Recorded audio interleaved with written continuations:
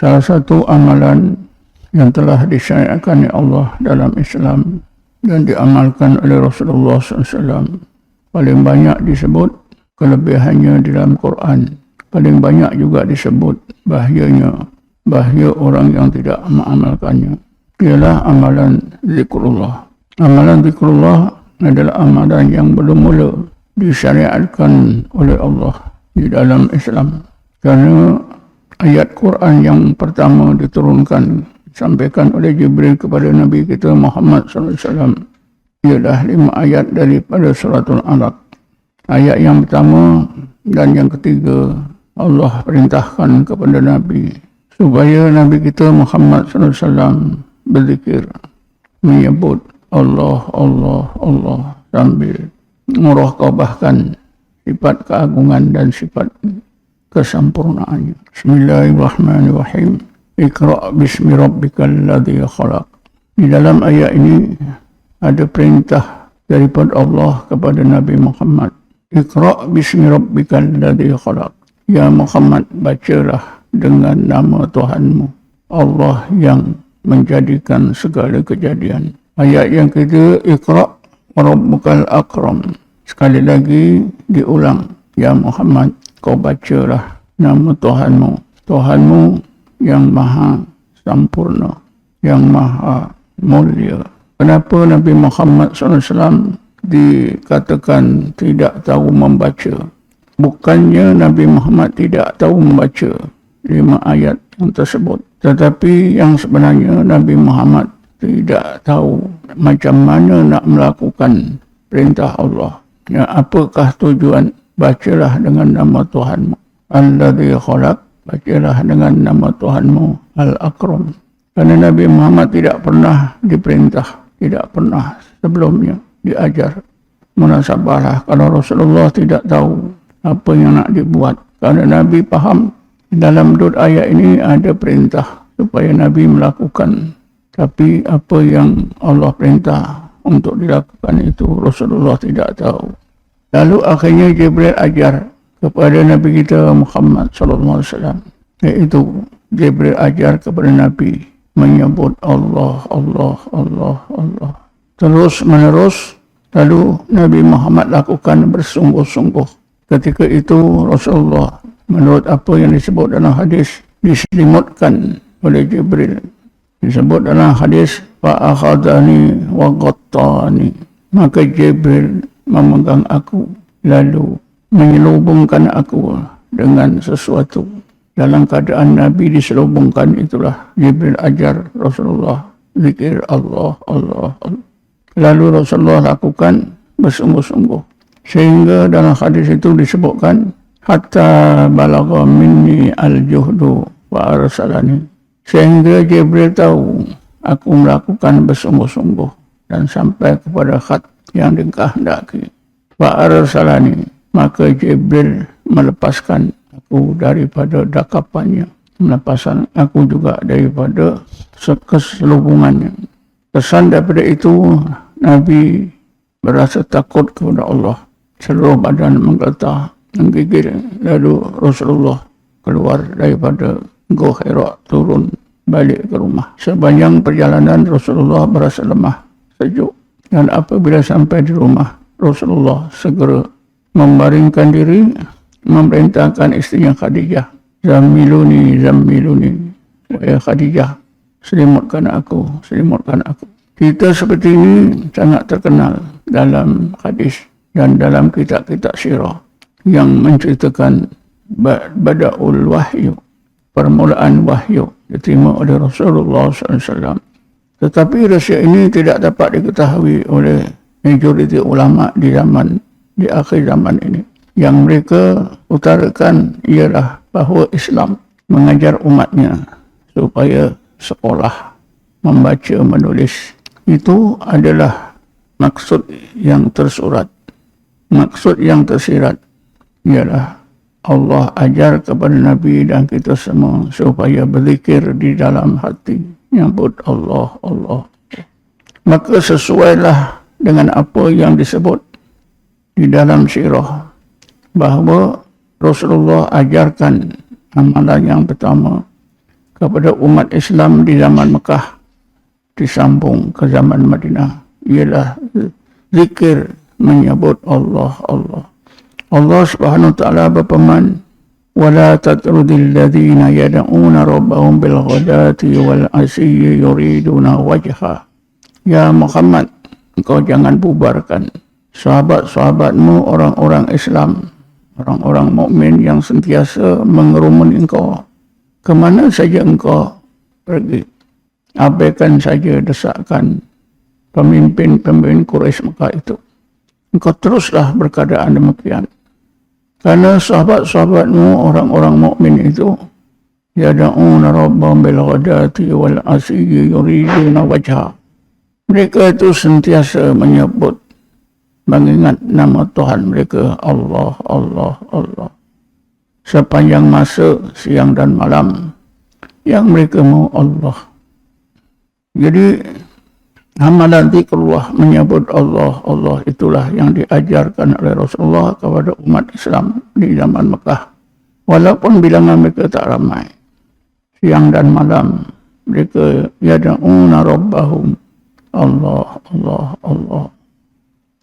Mereka berjalan, mereka ke pasar, mereka duduk, sentiasa menyebut Allah, Allah. Kadang-kadang kendaraan suara menyebut Allah, Allah. Menimbulkan masalah. Keadaan dan suasana itu menimbulkan masalah bagi orang-orang Quraisy, kafir Quraisy Mekah.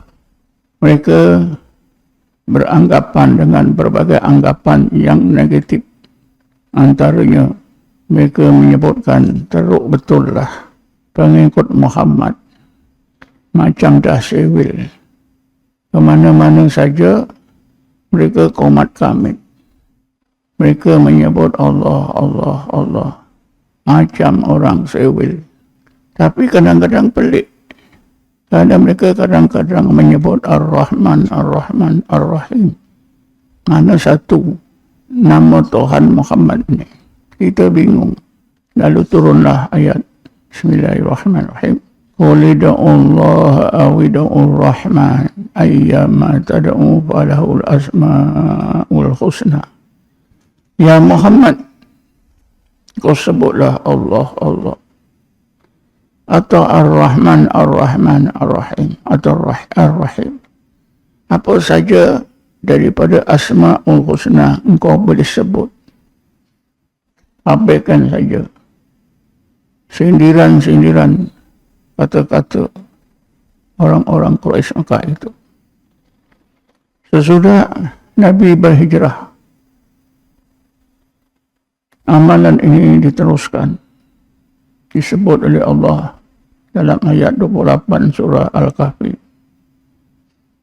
Bismillahirrahmanirrahim. Wasbir nafsaka ma'al ladzina yad'una rabbahum bil ghadati wal asyi yuriduna wajhah. Ya Muhammad, engkau sabarkan saja hatimu. Terus bersama dengan sahabat-sahabatmu, orang-orang yang beriman. Karena mereka itu sepanjang masa siang dan malam sentiasa yad'una rabbahum bil ghadati wal asyi yuriduna wajha. Sentiasa menyebut Allah, Allah, Allah, Allah sepanjang siang dan malam. Yang mereka mau Allah.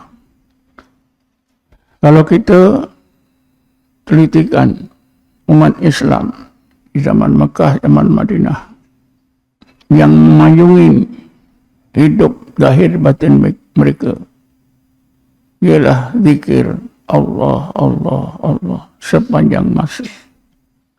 Di zaman Madinah, walaupun sudah diperuntukkan solat, mereka tetap melakukan benda yang sama. Malahan pada tahun 2 Hijrah sudah diperuntukkan puasa dan zakat. Pada tahun 6 Hijrah diperuntukkan haji. Umat Islam tetap melakukan zikir Allah, Allah sepanjang masa siang dan malam. Sehingga menimbulkan kerisauan masyarakat Yahudi Madinah. Lalu ketua-ketua Yahudi Madinah mendesak Rasulullah supaya jangan berkumpul-kumpul dengan orang-orang Islam. Maka turunlah ayat ini. Ya Muhammad, engkau sabarlah terus bersama-sama orang-orang beriman, para sahabatmu yang sentiasa mengingat Tuhan mereka Allah. Yad'una rabbahum bil ghadati wal asyi yuriduna wajhah. Perkara ini sepatutnya kita ingat. Inilah asas yang meneguhkan, memperkasakan kerohanian batin dan zahir umat Islam di zaman awal, yaitu sentiasa berzikir mengingati Allah sepanjang masa. Maka dapatlah kita ketahui sebab kelemahan umat Islam di akhir zaman bukan kerana perpecahan politik, bukan kerana perpecahan itu, perpecahan ini, tapi hakikatnya kerana mereka dah tinggalkan amalan zikir yang berterusan seperti yang dilakukan oleh umat Islam di zaman Rasulullah, zaman sahabat, zaman salafus salih, sehingga mereka yang hidup di abad pertama, kedua, ketiga itu dianggap, disebut oleh Rasulullah sebaik-baik umat. Asasnya ialah kerana mereka sentiasa berzikir Allah, Allah, Allah. Pada hari ini pun, kalau dalam satu kampung ada 1000 umat Islam, maka individu yang berkualiti dan terbaik ialah individu yang sentiasa berzikir Allah, Allah, Allah sepanjang masa. Walaupun ibadatnya mungkin kurang berbanding dengan orang lain, ibadatnya biasa, tapi zikirnya sangat menepati zikir yang dilakukan oleh Rasulullah dan para sahabat di zaman awal. Allah, Allah, Allah. Amalan zikrullah yang begitu hebat, begitu penting dalam kehidupan kita, sudah kita abaikan, sudah dipandang dengan pandangan yang menyalahi apa yang diperintah oleh Allah Subhanahu wa Ta'ala. Apa yang mengengkang umat Islam tidak mau berzikir ialah kerana mereka beranggapan hukum berzikrullah itu sunat. Perkara sunat, perkara yang baik, dibuat dapat pahala, ditinggal tidak berdosa. Kerana itulah maka umat Islam di akhir zaman ini tidak berzikir, sebab mereka rasa tak berzikir tidak berdosa. Kalau tinggalkan solat berdosa, tinggalkan puasa berdosa, tinggalkan zakat berdosa. Tapi tinggalkan zikir tak berdosa sebab sunat. Dibuat dapat pahala, tak dibuat tidak berdosa. Inilah faktor yang sebenar. Kenapa kita tidak mau berzikir? Selagi kita beranggapan zikrullah itu sunat, maka kita akan abaikan amalan zikir. Ulama tasawuf menegaskan bahawa zikrullah itu adalah wajib. Kerana bila seseorang itu berzikrullah, maka barulah semua amalan akan menjadi sempurna. Kerana segala amalan yang diperlukan, yang disunatkan, nyawanya adalah khusyuk. Khusyuk berarti ingat Allah. Dan zikrullah itulah yang menghidupkan hati. Seseorang yang tidak berzikrullah, hatinya mati. Bila hati mati, seluruh ibadat yang dilakukan adalah ibadat orang yang hatinya mati. Cuba kita bayangkan 2 orang beribadat, melakukan ibadat yang serupa. A, hatinya hidup bercahaya. B, hatinya mati. Tentulah kita merasa sangat duka cita terhadap B, beribadat siang malam dalam keadaan hati mati, disebabkan tidak berzikir. Kerana yang menghidupkan hati ialah zikir. Tapi malangnya, bila aku solat juga berzikir, bila aku puasa juga berzikir. Ini pandangan seperti ini lagi, pandangan orang tersebut lagi teruk. Kerana siapa yang berpandangan demikian, berarti dia cuba menyembunyikan kewajiban amalan zikrullah. Ramai di akhir zaman ini umat Islam berpandangan begitu. Aku pergi masjid surah jemaah juga berzikir. Aku duduk dalam masjid beriktikaf juga berzikir. Aku cakap baik, akhlak aku baik juga berzikir. Semua berzikir. Ini adalah satu anggapan yang boleh dikatakan meremehkan, menyingkirkan kepentingan amalan zikrullah. Kalau kita telitikan Rasulullah SAW, kekuatan Rasulullah SAW, kewibawaan Rasulullah SAW, sifat-sifat Rasulullah yang unggul, asasnya ialah zikrullah. Karena Rasulullah SAW bersabda, Inna aynaya tanamani wa la yanamu qalbi. Rasulullah SAW itu sentiasa ingat Allah sepanjang masanya, biaganya maupun tidur. Kita tengok Rasulullah tidur, tapi hatinya terus secara otomatik menyebut Allah, Allah, Allah. Begitulah juga para sahabat. Mereka tidur, tapi oleh kerana mereka belajar zikrullah daripada Rasulullah, hati mereka tetap berzikir. Dan dicontohkan oleh Allah Subhanahu Wa Taala. Di kalangan sahabat ada segolongan yang disebut oleh Allah, digelarkan oleh Allah dengan gelaran ulul albab. Mereka itu disebut dalam ayat 191 surah Al-Imran. Alladzina yadhkuruna Allaha qiyaman wa qu'udan wa ala junubihim wa yatafakkaruna fi khalqis samawati wal ard.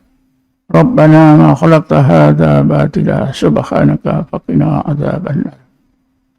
Ulul albab itu ialah mereka yang sentiasa berzikrullah dan tafakkur dalam keadaan hidup, dalam apa juga keadaan hidup mereka, berdiri ke duduk, berbaring, berjalan, diam, tidur, terus berzikrullah. Persis seperti Rasulullah SAW. Kerana itulah golongan ulul albab digambarkan oleh Allah dalam Quran. Satu golongan yang hebat, yang benar-benar dapat mewarisi sifat-sifat Rasulullah, ibadat Rasulullah SAW. Antaranya Allah berfirman, "Walladzina sabaru ibtigha'a wajhi rabbihim wa aqamus shalah wa anfaqu mimma razaqnahum sirran wa alaniyatan wa yadra'una bil hasanati as-sayyi'ata ulaika lahum uqbad dar. Jannatun adnin yadkhulunaha wa man salaha min abaihim wa azwajihim wa dzurriyyatihim wal malaikatu yadkhuluna alaihim min kulli bab salamun alaikum bima sabartum fa ni'ma uqbad dar." Mereka itu sentiasa bersabar semata-mata kerana keridhaan Allah. Walladzina sabaru ibtigha'a wajhi rabbihim wa aqamus shalah. Mereka benar-benar berjaya iqamas shalah, dan mereka benar-benar berjaya menginfakkan harta mereka dengan cara yang dikehendaki Allah. Wa yadra'una bil hasanati as-sayyi'ata. Mereka juga berjaya membalas kejahatan orang dengan kebaikan. Ulaika lahum uqbad dar. Bagi mereka di akhirat nanti sebaik-baik tempat tinggal. Jannatu adnin yadkhulunaha, iaitu mereka akan ditempatkan di Jannatu adnin. Inilah kehebatan ulul albab yang benar-benar dapat meniru amalan Rasulullah, terutamanya amalan zikrullah. Alladzina yadhkuruna Allaha qiyaman wa qu'udan wa ala junubihim. Kalaulah umat Islam di akhir zaman ini dapat membentuk masyarakat, memangkunkan masyarakat ulul albab, sentiasa zikir siang dan malam, umat Islam akan jadi, majoriti umat Islam jadi ulul albab. Tentunya umat Islam akan berjaya menjadi kuat seperti zaman awal.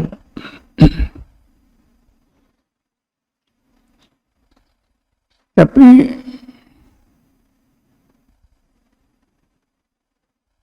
apa yang Allah sebutkan ini, Allah contohkan ini sudah ditukar. Bukan oleh sesiapa, oleh ulama sendiri. Setengah ulama menggalakkan orang ramai kuat beribadat siang dan malam, sembahyang, puasa, zakat dan sebagainya. Tapi suruhan membanyakkan zikrullah tidak pernah kedengaran. Banyak kursus-kursus tahsinul ibadah, tahsinul qiraah dibuat di sana sini. Tapi tentang kursus kepahaman zikrullah tidak ada dibuat. Ini menunjukkan bahwa amalan zikrullah ini amalan yang dianggap oleh kita akhir zaman ini amalan yang sunat, tak penting. Sedangkan Allah Subhanahu wa taala perintah kita berzikir secara jihar maupun secara sir berterusan sepanjang masa. Wadkur rabbaka fi nafsika tadarruan wa khifatan wa dunal jahri minal qawli bil ghudwi wal asal wa la takum minal ghafilin. Hendaklah kamu sebut nama Tuhan kamu, sebut dan ingat nama Tuhan kamu Allah di dalam hati kamu, Allah, Allah. Tadarruan wa khifatan, dalam keadaan hatimu tadarru' kepada Allah, takut kepada Allah. Wa dunal jahri minal qawli, tanpa ada suara. Bil ghudwi wal asal, sepanjang masa, siang dan malam. Wa la takum minal ghafilin, kamu jangan tinggalkan amalan, nanti hati kamu lalai. Tapi apa yang berlaku? Kita tinggalkan perintah Allah ini. Tentulah hati kita jadi ghaflatul qalbi. Inilah hakikat hati umat Islam di akhir zaman. Majoriti umat Islam di akhir zaman, mungkin termasuk kita, adalah berhati ghaflah.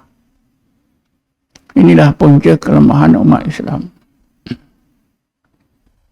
Rasulullah dan umat yang awal hati sentiasa hudur ma'allah. Bila hati hudur ma'allah, Allah bertakhta dalam hati, bertakhta zahir dan batin dalam kehidupan mereka. Itulah kekuatan umat Islam di zaman awal. A'udzubillahi minasyaitonir rajim. Bismillahirrahmanirrahim. Wassalatu wassalamu ala asyrafil anbiya'i wal mursalin sayyidina Muhammadin wa ala alihi washabbihi ajma'in. Allahumma ighfir lana warhamna, Allahumma ighfir lana warhamna, Allahumma ighfir lana warhamna. Li abaina wa ummahatina wa li dhabil huquqil wajibin alaina wa li muslimina wal muslimat wal mu'minina wal mu'minat bi rahmatika ya arhamar rahimin. Rabbana zalamna anfusana wa lan taghfir lana tarhamna lanakunanna minal khasirin. Allahumma inna nastaghfiruka wa nasta'udzika adiyana wa imanana wa anfusana wa ahlana wa auladana wa amwalana wa buyutana wa kulla shay'in atadana ya rabbal alamin. Allah ja'alna ujubikana wa amanika wa jiwarika wa iyadika min kulli syaitanin marid jabbarin anid wa dhi ainin wa dhi bagi wa syai'in innaka ala kulli syai'in qadir. Wa tub alaina bil afiyah wassalamu wasihha wa ala abidika fi barika bahrika jawika min ummati Muhammadin ajma'in. Allah ja'alna min syarri ma qadait wa salamin. Allah ja'alna min syarri ma qadait wa salamin. Allah ja'alna min syarri ma qadait wa salamin.